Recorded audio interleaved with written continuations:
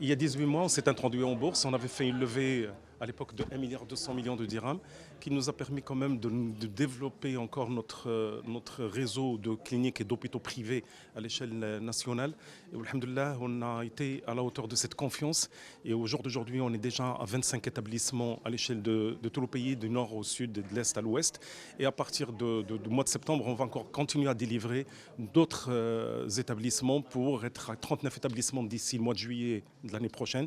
Et maintenant, avec cette levée de fonds, comme on a des ambitions beaucoup plus importantes encore pour essayer d'émailler davantage le territoire national, on a fait de telle sorte à ce qu'il y ait quand même cette levée d'1 milliard de dirhams qui a connu un très grand succès, qui nous a vraiment honorés par la confiance qu'on a palpée auprès du grand public et auprès des institutionnels. Donc il y a eu quand même 29 fois la demande il y avait une sursouscription de 29 fois, c'est un grand exploit. D'après le directeur général de la Bourse de Casablanca, c'est une première pour une deuxième levée de fonds. Pour une levée de fonds, plutôt pas une introduction en bourse.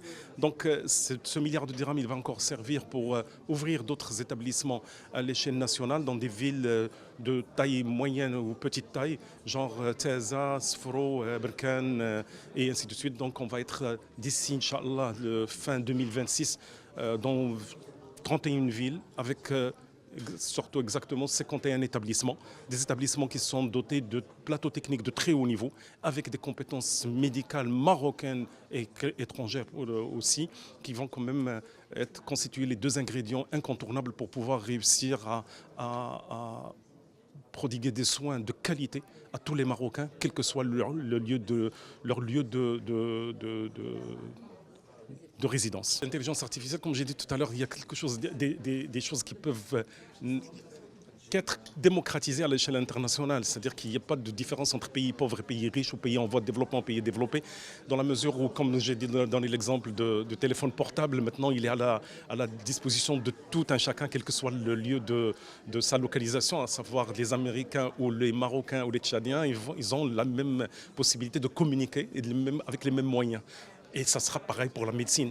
Avec l'intelligence artificielle, surtout avec la robotisation, on va pouvoir quand même toucher des gens avec une qualité de soins de très haut niveau, avec des compétences chirurgicales et médicales de très haut niveau à distance. C'est-à-dire à partir de Casablanca, on va pouvoir opérer les malades à Rachidia dans les années à venir à partir d'une compétence qui se trouve à Casablanca, avec cette possibilité de robotisation qui va nous permettre quand même de faire une révolution sur le plan de prise en charge médicale des patients, quel que soit leur lieu et le lieu de leur résidence, on va dire. Ilyas El-Harsi, directeur général adjoint Actital.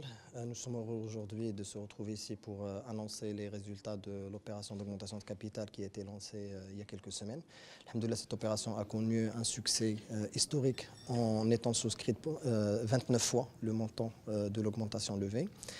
Cette opération dénote, et son succès dénote de la confiance de ces investisseurs, des investisseurs personnes physiques, personnes morales, institutionnelles, nationaux et internationaux, ce qui est bien à signaler, permettra au groupe de continuer sa stratégie de maillage territorial pour couvrir à l'échelle nationale à l'horizon 2026 plus de 30 villes à travers 51 établissements et à travers une capacité litière qui représenterait quelque chose comme 5700 lits à l'horizon 2026, Inch'Allah.